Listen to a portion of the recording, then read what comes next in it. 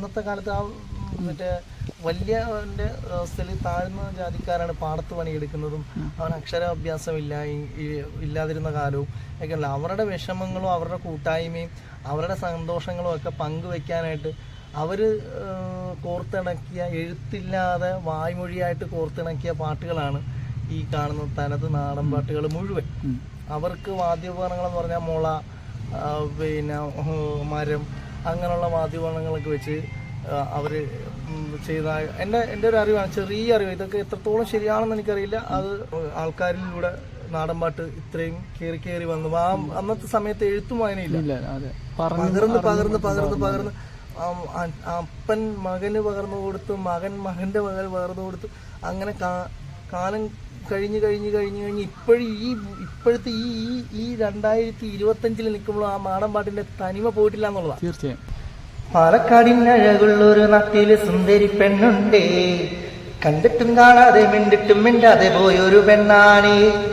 പാലക്കാടിനഴകുള്ളൊരു നാട്ടില് സുന്ദരി പെണ്ണുണ്ടേ, കണ്ടിട്ടും കാണാതെ മിണ്ടിട്ടും മിണ്ടാതെ പോയൊരു പെണ്ണാണേ.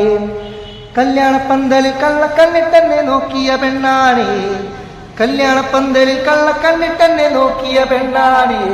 കല്യാണം കഴിഞ്ഞപ്പോൾ ആള് പിരിഞ്ഞപ്പോ പെണ്ണങ്ങ് പോയി മറഞ്ഞേ. പാലക്കാടിനഴകുള്ളൊരു നാട്ടില് സുന്ദരി പെണ്ണുണ്ടേ, കണ്ടിട്ടും കാണാതെ മിണ്ടിട്ടും മിണ്ടാതെ പോയൊരു പെണ്ണാണേ.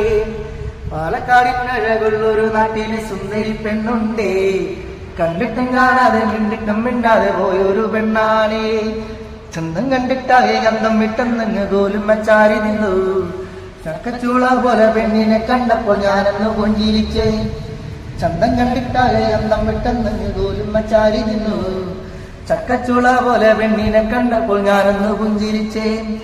നെന്മറക്കാവിലെ വേലയ്ക്ക് പോയപ്പോ പെണ്ണിനെ ഞാനും കണ്ടേ, നെന്മറക്കാവിലെ വേലയ്ക്ക് പോയപ്പോ പെണ്ണിനെ ഞാനും കണ്ടേ.